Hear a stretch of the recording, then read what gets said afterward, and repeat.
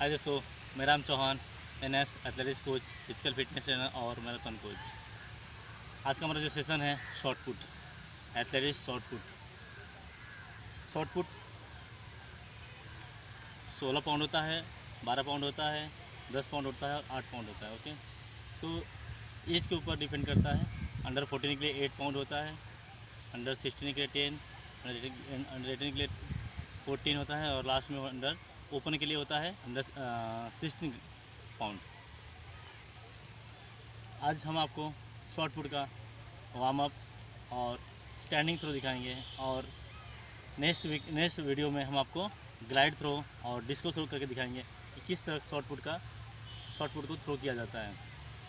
सबसे पहले चीज़ आपको बताऊंगा कि इसका रूल्स क्या होता है, शॉर्ट पुट का पकड़ने की तरीका क्या होती है, ग्रिप क्या होता है और शॉर्ट पुट के सर्कल में एरिना में इंटर कैसे किया जाता है और कहाँ फाउल होता है, किस तरीके से फाउल होता है, उसके बाद मैं आपको बताऊंगा।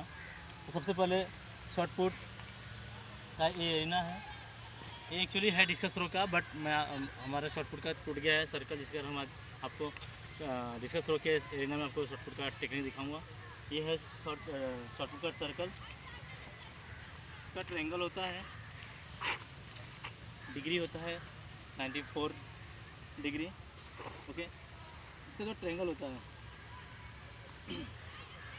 यहाँ पे आगे स्टॉप बोर्ड होता है, लकड़ी का जो स्टॉप बोर्ड बना हुआ होता है और दो लाइनें होती है ट्रायंगल जैसे। हम उस लाइन के अंदर ही थ्रो करना था। अगर हमारा थ्रो सर्कल उस ट्रायंगल के बाहर जाता है, उस लाइन पट्टी के बाहर जाता है, तो फाउल थ्रो माना जाता है। इसी तरह अगर यहाँ पे हम देखा जाए तो यहाँ पे भी इसी तरह यहाँ पे आधा हाफ सर्कल के यहाँ से 75 सेंटीमीटर का डिस्टेंस होता है।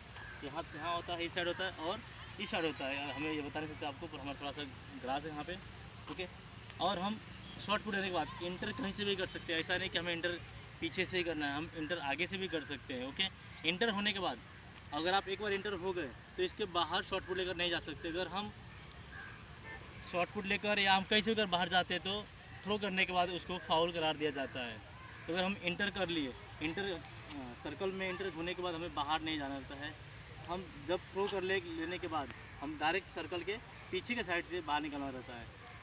और कभी कभी क्या हो जाती है, बहुत से गलती कर देते हैं कि हम जब थ्रो करते हैं, यहाँ से थ्रो करने के बाद जब अच्छा थ्रो जाता है तो क्या होता है, हम लोग खुशी से बाहर क्या हो जाते हैं, बच्चे बाहर निकल जाते हैं। तो ये गलतियाँ नहीं करनी है हमें। ये जो लाइन दिया गया है, जो बांधनी दी गई है यहाँ से 75 सेंटीमीटर का लाइन, इसके पीछे से हमें सर्कल से बाहर निकलना है। ओके, ये हो गया रूल्स। और सबसे बड़ी चीज़ अब है शॉर्ट पुट को कैसे पकड़ा जाता है, उसका ग्रिप बताऊंगा मैं आपको। ग्रिप देखिए, बहुत से बच्चे क्या करते हैं, ग्रिप ऐसे पकड़ते हैं। ये देखिए, ये पूरी गलत ग्रिप है। इस तरह ग्रिप नहीं पकड़ना चाहिए, या 3 फिंगर्स पे नहीं ग्रिप पकड़ना चाहिए। ये पूरा गलत टेक्निक होता है। हमें क्या होना चाहिए, हमारा जो ये फिंगर्स है, फिंगर जो पाम है, पाम पूरा खाली होना चाहिए। हमारा पूरी अंगुलियों के ऊपर हमारा शॉर्ट पुट होना चाहिए। ओके, ये शॉर्ट पुट छोटा है, बट आपको मैं टेक्निक के लिए बता रहा हूँ कि कहाँ शॉर्ट पुट हमारा होना चाहिए। और हमारा जो टेक्निक पकड़ने की होती है, तो ये हमारा टेक्निक होती है पकड़ने की। अगर हम चाहेंगे कि इस तरह से पकड़ लें, तो ये थ्रो करने के बाद क्या होता है, हम जब थ्रो करते हैं तो ये क्या करेगा, हमारा जो पाम है, पाम में थोड़ी सी गैस होने के कारण क्या करता है, पूरा पीछे की तरफ शॉर्ट पुट खींचता है, वो पीछे आगे ढकेल नहीं पाता है। ओके, जिस तरह अगर हम समझिए इसकी सबसे बड़ी टेक्निक क्या होती है, अगर हम जब देखते हैं, आप भी देखे होंगे गोटियाँ जब हम खेलते हैं तो गोटियाँ खेलते हैं, कहाँ से, हमारे फिंगर के एंडिंग पॉइंट से हम गोटी को मारते हैं, जिससे क्या होती है, गोटी शॉर्ट खूब स्पीड से निकलती है। उसी तरह से अगर हम शॉर्ट पुट को बराबर तरीके से अगर पकड़ लें फिंगर पे, ओके, एक ग्रिप हो गया। और सबसे बड़ी चीज़ क्या होती है, हम बहुत जन क्या होते हैं ऐसे लेके थ्रो करते हैं, ये भी गलत होता है, ये टेक्निक गलत होता है। हमें क्या करना रहता है कि हमारा जो दाढ़ी है, दाढ़ी के और शोल्डर के इस बीच में हमें शॉर्ट पुट पकड़ना होता है। और हमारा जो हाथ का जो पोजीशन होता है, इस तरीके से एल बना होना चाहिए, ऐसे नहीं होना चाहिए, हाथ झुकी नहीं होनी चाहिए। हमारा हाथ कैसे होना चाहिए, एल पोजीशन। देखिए हाथ कैसे हमारा फोर्स में, अगर हम जब पकड़ते हैं तो हमारा क्या होता है कि हम इसको ईजी पकड़ लेते हैं। हाथ में अगर हम पकड़े रहेंगे ऐसा, तो क्या हो जाएगा कि हमारा हाथ थक जाएगा, उसके कारण क्या होगा, हमारा शॉर्ट पुट हम फेंक नहीं पाएंगे। ओके, तो सबसे पहले क्या करेंगे, हम पकड़ लिए ग्रिप पकड़ने के बाद हमें हाथ को यहाँ स्ट्रेट रख के इस पर पकड़ना है, यहाँ पे। ओके, पकड़ लिए, ये हमारा होता है ग्रिप पकड़ने की तरीका। और हम आपको दिखाते हैं standing throw. Okay, standing throw क्या होता है, हमारा जो, अगर हम राइटी में क्या होता है, लेफ्ट लेग पीछे आगे होगा और राइट लेग पीछे होगा। तो हमारा जो लेफ्ट लेग का टो और राइट लेग का हील इस तरीके से होना चाहिए। ओके, अभी समझना आपको, देखिए फिर मैं दिखा रहा हूँ। इसका लेफ्ट लेग का टो देखिए यहाँ से इसको सीधा इसे पकड़ना है, इसे मार के जाना यहाँ पे और यहाँ पे हिल रखना है। ओके, थोड़ी सी क्रॉस में खड़ा होना है। ग्रिप पकड़ लिया मैं आराम से।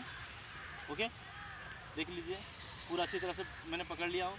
और थ्रो कैसे करना है, थ्रो कैसे किया जाता है, ये देखिए पोजीशन ये होता है शॉर्ट पुट का, स्टैंडिंग थ्रो होता है, इसको हम स्टैंडिंग थ्रो कहते हैं।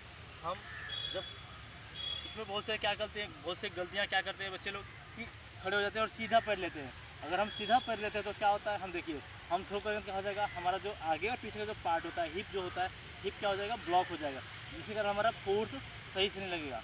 तो उसमें हम क्या करेंगे, सबसे पहले क्या करेंगे, इसका टो लेंगे और इसका हिल लेंगे, लिए पकड़ लिया बैलेंस में, ग्रिप पकड़ लिया मैंने पूरा अच्छी तरह से पकड़ लिया। ओके, पोजिशन किया और हमारा जो चेस्ट का सेंटर पार्ट और हमारा नी दोनों का सेंटर एक साथ में होना चाहिए। तो नी और चेस्ट हमारा पोजीशन में होना चाहिए, देखिए।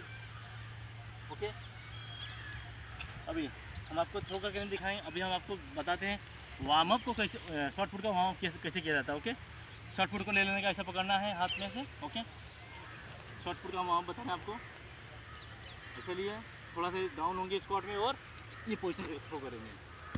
ओके, इस तरीके का थ्रो कम से कम आप शॉर्ट पुट टेक्निक के दिन कम से कम आप 5 से 6 थ्रो करना है। ओके, सेकेंड थ्रो दिखाऊंगा आपको मैं, देखिए पीछे हो गए, ये ले लिए, उसके बाद सेम थ्रो होगा, ये पूरा, ये हमारा क्या हो गया, सेकेंड थ्रो हो गया वार्म अप का। आपको और मैं एक बताऊंगा वार्म अप का क्या होता है, किस तरीके से किया जाता है। ओके, ये हो गया।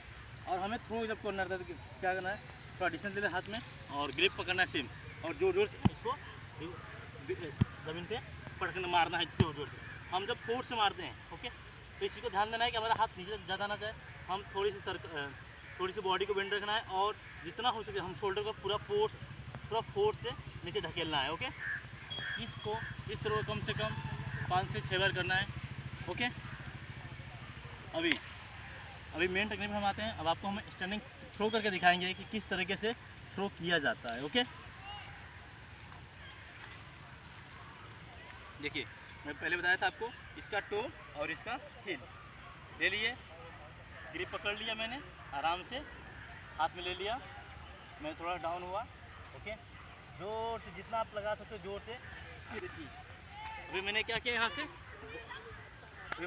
से, बॉडी को ढकला जोर से। इसमें किसका फोर्स लगना चाहिए, हम जब बॉडी टर्न होती है तो नी, हिप, शोल्डर और लास्ट में क्या होता है हमारा एल्बो और रिस्ट, इन सब का जब कॉम्बिनेशन होगा, जब हमारा फोर्स लगेगा, तभी हमारे शॉर्ट पुट का डिस्टेंस कवर होता है। ओके, आपको मैं और एक बार थ्रो करके दिखाता हूँ किस तरीके से थ्रो किया जाता है।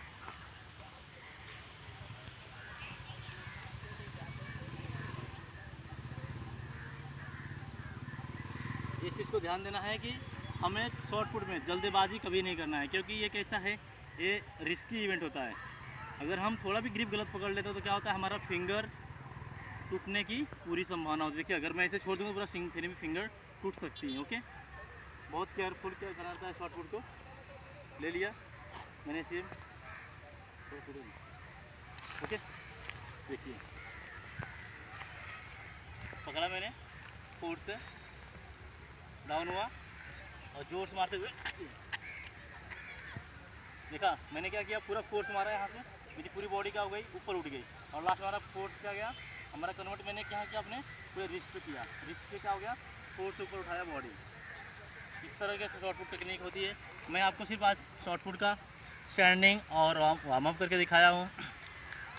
नेक्स्ट वीडियो में आपको ग्लाइड थ्रो, रनिंग थ्रो और डिस्को थ्रो, तीनों थ्रो किस तरीके से किया जाता है, उसकी ट्रेनिंग क्या होती है, मैं आपको उसके बारे में बताऊंगा।